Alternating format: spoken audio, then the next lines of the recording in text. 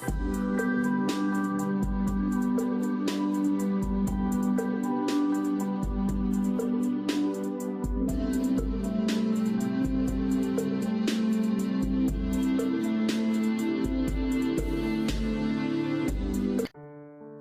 के एटमी प्रोग्राम के खालिक नामवर सियासतदान डॉक्टर अब्दुल कदीर खान 85 बरस की उम्र में इंतकाल कर गए। उन्हें मुस्लिम दुनिया में एटमी हीरो के तौर पर इज्जत और एहतराम से देखा जाता था। डॉक्टर अब्दुल कदीर खान 1936 में भोपाल में पैदा हुए। डॉक्टर अब्दुल कदीर 1952 में पाकिस्तान आए और 1960 में कराची से डिग्री हासिल की। जर्मनी और हॉलैंड से आला तालीम हासिल की। 1965 में हॉलैंड से मास्टर्स किया और 1972 में बेल्जियम से पीएचडी की डिग्री हासिल की। 1976 में उन्होंने पाकिस्तान इंजीनियरिंग रिसर्च लेबोरेटरीज कायम की। 1981 में लेबोरेटरी का नाम डॉक्टर ए.क्यू. खान रिसर्च लेबोरेटरी रखा गया। ये इदारा पाकिस्तान में यूरेनियम की अफजूदगी में नुमाया मुकाम रखता है। मई 1998 में डॉक्टर अब्दुल कदीर खान ने पाकिस्तान को एटमी ताकत बनाया। पाकिस्तान ने उन्हें मुतादिद अवार्ड्स दिए, जिनमें निशाने इम्तियाज और हिलाले इम्तियाज काबिले जिक्र हैं। पाकिस्तान की दफाई तारीख में उनका नाम हमेशा याद रखा जाएगा और वो अपने काम की वजह से अमर हो गए। वो गुज़िश्ता कुछ अरसे से अलील थे और आज अपने खालिक हकीकी से जा मिले। अस्सलाम वालेकुम, कैसे आप सब लोग? उम्मीद है कि खैरियत से होंगे। और आज हमने एक ऐसे कीमती इस मुल्क के असासे को खो दिया है जिसकी तलाफी जो है वो नामुमकिन है। डॉक्टर कदीर न सिर्फ इस मुल्क का असासा थे बल्कि इस मुल्क के हीरो थे जिससे हर शख्स जो है वो प्यार करता था, क्योंकि उन्होंने हमारे दिफा को जो है वो नाकाबिल तस्खीर बना दिया। उनके बारे में बहुत सी कहानियाँ मौजूद थी, मैंने आर्टिकल लिखा है उसमें बताऊंगी।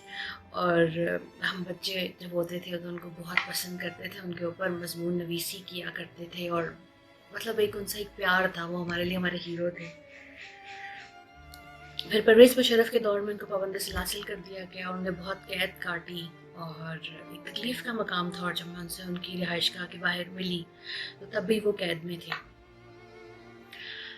बस इंसान चले जाते हैं और यादें रह जाती हैं, और वो तो इस मुल्क को इतना कुछ दे के गए हैं कि हम ये बैक ही नहीं कर सकते। वो एक बड़ा नाम थे, उन्होंने यहाँ पर गरा कदर खिदमत अंजाम दी। पाकिस्तान के एटमी प्रोग्राम में उनका नाम हमेशा अव्वलीन लोगों में रहेगा। उन्होंने अपने आखिरी दिनों में बहुत बीमारी की वजह से भी तकलीफ़ काटी और रवैये की वजह से भी रियासत की तकलीफ़ काटी।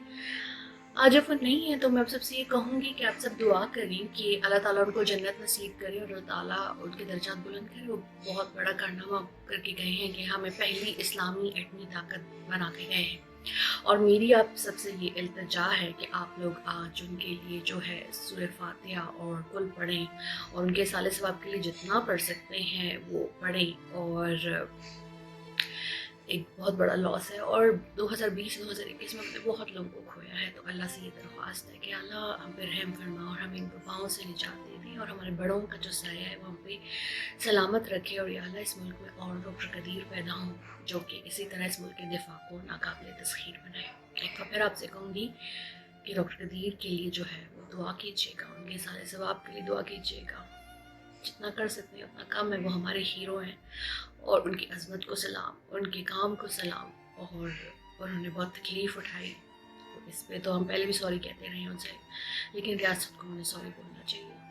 वो नहीं रहे, सिर्फ उनकी यादें रह गई हैं। तो जो उनकी तालीमात हैं, जो उनकी कारनामे, उनको आम करना चाहिए था कि नई नस्ल को पता हो कि आज हमने कितना बड़ा साथ